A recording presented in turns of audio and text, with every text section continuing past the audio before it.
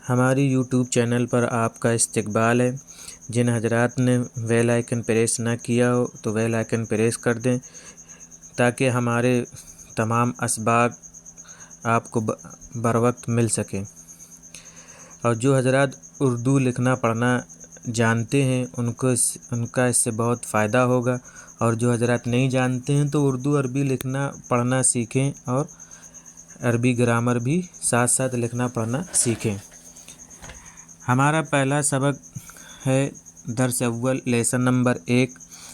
اس میں ہم نے نحو کی لغوی معنی بتائے ہیں، لغوی اصطلاحی تعریف کی ہے، علم نحو کے بانی کون ہے، اس کی وجہ تسمیہ کیا ہے، غرض و غایت اور موضوع وغیرہ بیان کیے ہیں۔ نحو کے لغوی معنی، لغوی اعتبار سے لفظ نحو بہت سے معنی میں استعمال ہوتا ہے، ان میں بعض مشہور معنی ہیں جو مندرجہ ذیل ہے۔ پہلا قصد اور ارادے کے ہیں، دوسرا جانب و جہت، جیسے نحوت نحو المسجد، میں نے جانب مسجد کا قصد کیا، یعنی میں نے مسجد کی طرف جانے کا ارادہ کیا۔ تیسرے مثل مانند، جیسے ھذا نحوہ، یہ اس کے مثل ہے یا اس کی طرح ہے۔ چوتھے نوع قسم، جیسے ھذا علی اربعۃ انحاء، اس کی 4 قسمیں ہیں۔ نحو کی اصطلاحی تعریف، علم نحو ایسے اصول و قوانین کا علم ہے جن کی روشنی میں اسم، فعل اور حرف کے آخری حالت معلوم ہوتی ہے کہ اس میں تبدیلی آئے گی یا نہیں، کہ زبر ہوگا یا زیر ہوگا یا پیش ہوگا، اور کلمات کو آپس میں جوڑنے کا طریقہ معلوم ہوتا ہے۔ علم نحو کے بانی امیر المؤمنین حضرت علی رضی اللہ عنہ ہیں۔ حضرت ابو الاسود دوئلی بیان کرتے ہیں کہ میں امیر المؤمنین حضرت علی رضی اللہ عنہ کی خدمت میں حاضر ہوا، دیکھا کہ آپ کے ہاتھ میں ایک ٹکڑا ہے اور آپ کسی فکر میں ڈوبے ہوئے ہیں۔ سبب پوچھا تو فرمایا، میں نے کلام عرب میں غور کیا تو محسوس ہوا کہ اس میں عجمیوں کے میل جول کی وجہ سے غلطیاں ہونے لگی ہیں۔ عرب جو ہے اجمی اپنے علاوہ سب کو بولتے تھے، یعنی عرب کے علاقے کے علاوہ جو تمام علاقہ ہے اس کو عجمی کہتے تھے۔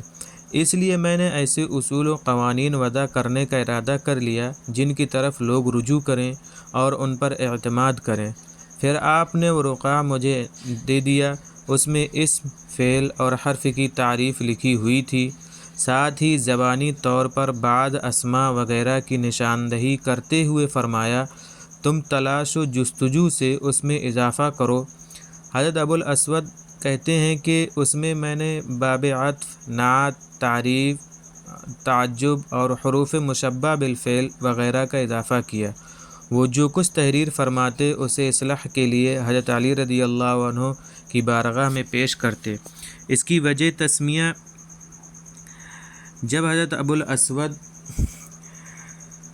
بقدر کفایت اصول و قوانین تحریر کر چکے تو حضرت علی رضی اللہ عنہ نے ارشاد فرمایا، ما احسن ھذا النحو الذی قد نحوت، یہ کتنا بہتر طریقہ ہے جس کا تو نے قصد کیا۔ اسی ارشاد کی بنا پر اس علم کا نام علم نحو قرار پایا۔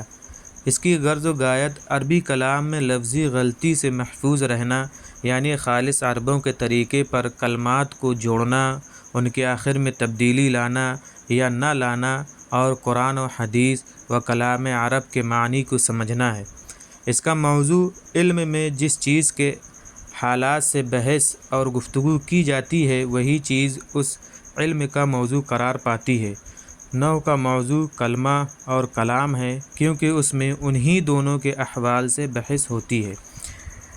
اب اس میں کچھ سوالات ہیں جو آپ کو جواب دینے ہیں، آپ ہمارے واٹس ایپ کے ذریعے سے اس کے جوابات تحریر کر سکتے ہیں۔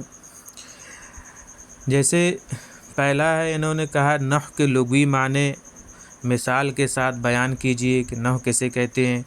علم نحو کی تعریف کیجئے اور اس کے سبب وضع پر روشنی ڈالیے، یعنی یہ کیوں اس کو ایجاد کیا گیا ہے، کیوں اس کی بنیاد رکھی گئی ہے۔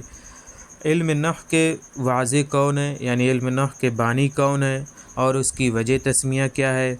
علم نحو کا موضوع اور اس کی غرض و غایت کیا ہے۔ السلام علیکم۔